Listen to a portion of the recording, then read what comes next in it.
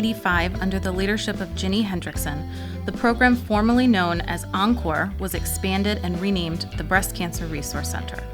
As a survivor herself, she understood the benefit of connecting with women who could understand the various challenges brought on by breast cancer. When it was initially established, the BCRC offered a 24-hour hotline for women in need of support groups, seminars and lectures, a statewide newsletter, and prosthesis services.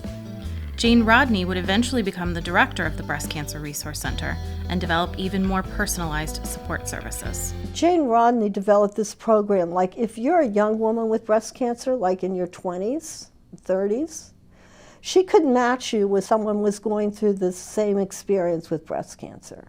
If you were a divorced person, you have different issues. And so there was a way of not only dealing with the emotional and supportive of providing wigs free and providing support groups, but the ability to find someone whom you might identify with because your life experience is the same. If you're a mom who has breast cancer and you have a 2-year-old, you are dealing with some issues that maybe the person who is retired is not dealing with. And so it was an unbelievably holistic approach to breast cancer. The founding mothers of the Breast Cancer Resource Center are my inspiration, my everyday inspiration. Ginny, Marie, Jane, and even Helen Kohut, who founded Encore, which propelled the BCRC into what it is today. They are true inspirations. Those 4 women and their volunteers, because it wasn't just them, it was also their friends, their family members, community members that helped them to answer the phones. 24/7 they were answering phones, and they were getting calls. And being in the nursing profession and seeing breast cancer patients in a hospital setting that were getting double mastectomies, and there was so little there for them to fall back on.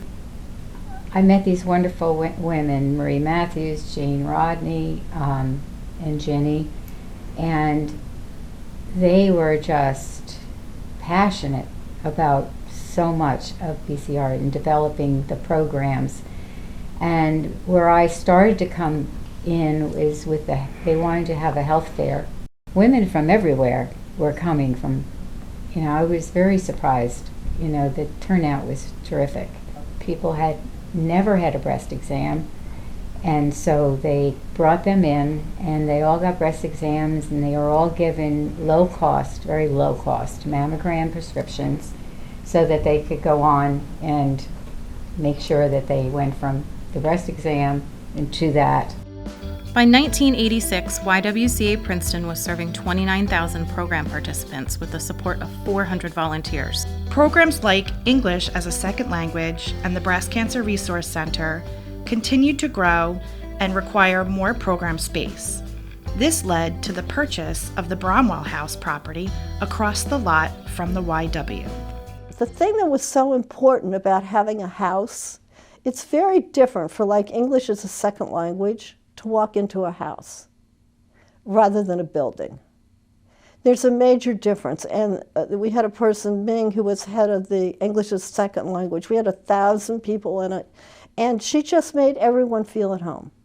And going into that space, and then because volunteerism is a part of the American culture, she set the programs up so that they would also have an opportunity to volunteer. Because when you volunteer and you give of your talents, you feel better about yourself because you're not just taking, you're also giving. And study after study shows the power of giving enhances people's sense of belonging and that they have something to contribute. Same thing with breast cancer. Breast cancer, you walk into a house, it's different than when you're dealing with all the medical community. You can walk into a house, you can have a support group, and you can feel a sense of comfort.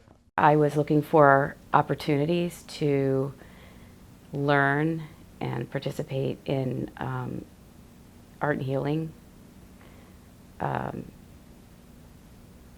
opportunities, specifically with visual arts, because that's something that's my strength and that's my passion. I absolutely think that the act of being creative and making art is a very therapeutic process for me. It's a very meditative process, and it creates a lot of self-awareness. And it was to be a time where they could visually journal their feelings. And the circle, you know, as we know, has many, historically has a lot of significance. You know, you could see it religiously, spiritually, as part of the universe. And working within this circle brought a focus. It drew you in. You had the circle in front of you. It was like a portal into, you know, whatever was going on in your mind that day. And you could use the materials in any way you wanted to express happy, not happy emotions. Maybe something just came out and you don't know where it came from. Maybe you use certain colors that express your feelings. And every week that we met, people became more comfortable with this. And at the end, I was really blown away with the response that all the women had to this project. Thanks to the leadership of YWCA Princeton program directors and leaders like Marge Smith, our programs evolved to comprehensively and holistically meet the needs of all our community members. Their legacies continue to empower women, children, and families to this day.